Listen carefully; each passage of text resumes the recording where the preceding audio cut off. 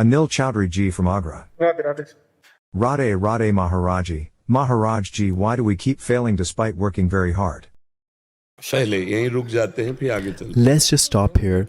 See, if we work very hard, we study very hard, and we don't get the desired result, this is because of a strong influence of our previous negative karmas. The result of sins may be causing obstacles, but if our present actions are stronger, then we can trample upon those obstacles.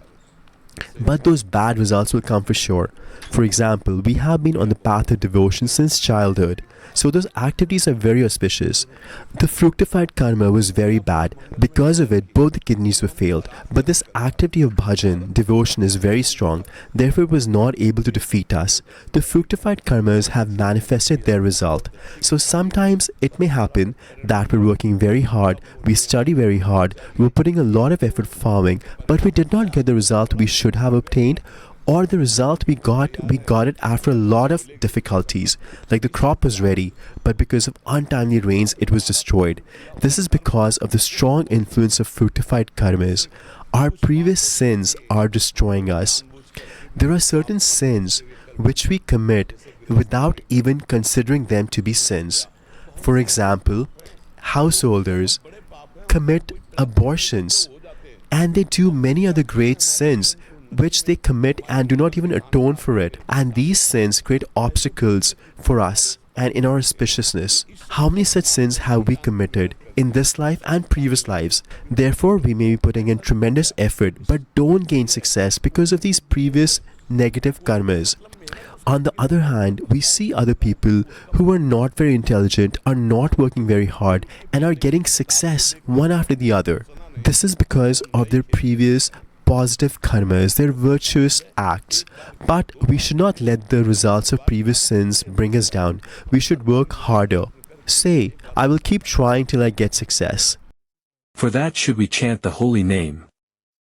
Yes, keep chanting the holy name, but whatever work you try it repeatedly again and again. You will not be defeated. You may be defeated once, twice. For example, you're a farmer or a businessman or any other work. If you are unsuccessful in this type of business, then you try another, and one day you will be successful, because every action has their own result. And this fructified karma is trying to defeat us, but how long can it defeat us? We will keep trying, and at the same time we're chanting the holy name, therefore we will progress. See, if I had not been chanting the holy name, then today I would be in a degraded situation. I would be mentally disturbed and the body would be decaying. But because of taking God's refuge, the thinking is positive and life is blissful. I have forgotten that my kidneys have failed since this morning.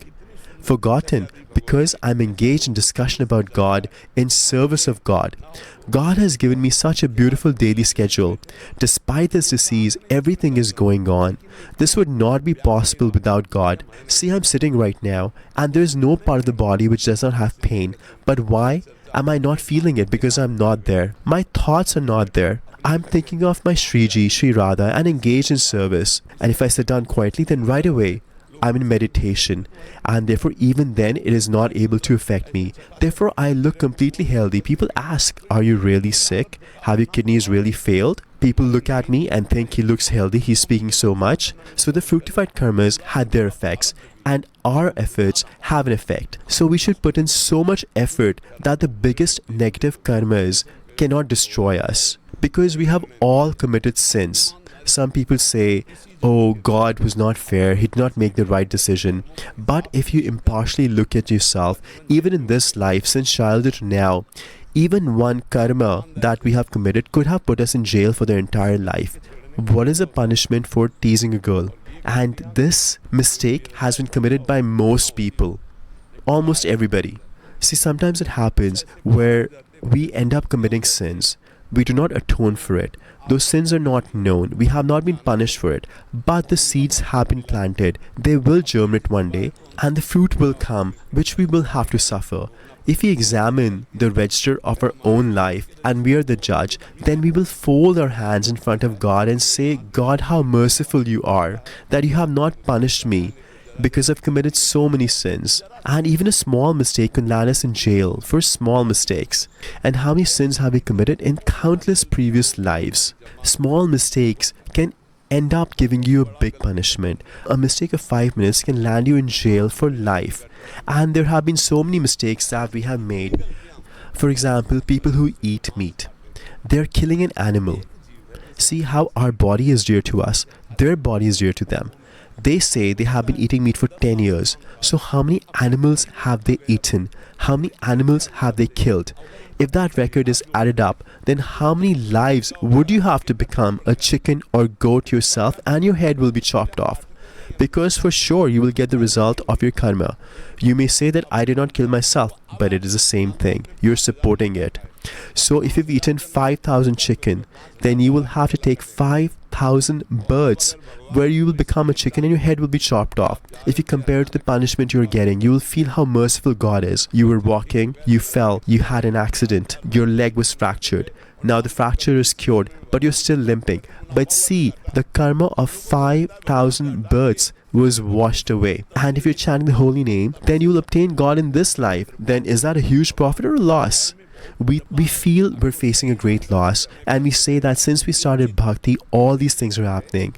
That's when the ill effects started showing up. But no, for sure, this is the mercy of God. There is a lot of compassion in God's judgment. If He punishes us for every sin, then we will be in deep trouble, because all of us in our youth have committed mistakes. There are rare people who have not engaged in sins. They're engaged in bhakti, then they would commit less sin. We cannot even say they have committed no sin. For example, the semen that is produced one time, it is capable to produce one child, and you destroyed that. Is that not a sin? You wasted it uselessly. If you think about it carefully, if that semen had reached the appropriate spot as per dharma, then it would have led to a child being born, but you destroyed it. So is that not sinful? The scriptures say it is a sin. You do not have the right to waste it. You don't have the right to destroy your own body. If you're trying to commit suicide and you report it to the police, then they will put you in jail. This is government property. Similarly, this body is government property. It belongs to God. You have the right to eat, drink, be merry, and do service, but you cannot destroy your body. Similarly, you cannot destroy your semen. It is life energy. But who thinks like this? Who considers these things? It is being wasted thousands of times. So is that not a sin? There are many such sins. If they are judged, we will be in deep trouble. But we do not even consider them to be sins. But there is someone who is reviewing all of these and deciding the judgment. And it is these sins which will create obstacles in our progress and success. And how are we punished? We will be defeated. And then we will agonize. Our heart will burn. And this agony will burn those sins. Therefore, we should chant the holy name and try to bring happiness to others. And by that, the sorrow which we have brought to others will be washed away, and we will progress in the future. This is a principle for sure. There is nothing to hide here. There is no deception. This is the truth. That is why these days people don't want to listen to the true principles. If I just give somebody a prasad of Shriji, her dry fruits, etc., you will not value it so much. But if you give 300, 400,000 rupees, then you will say, look, I received these ashes, and you will value it so much. But it will not do anything. Some people gain success after doing these things, but it is only because of their past virtuous karmas. It is not because of some trinket or some ash. Therefore, do not be disappointed. Help yourself to progress by chanting the holy name. Provide care and comfort to others, and learn to fight with the fructified karmas. Don't be defeated by them. Human life is not to be defeated. You should feel, I was defeated once, but I will try again and again. How many times will these karmas defeat me? One day I will be successful. एक बार हम निकल ही जाएंगे.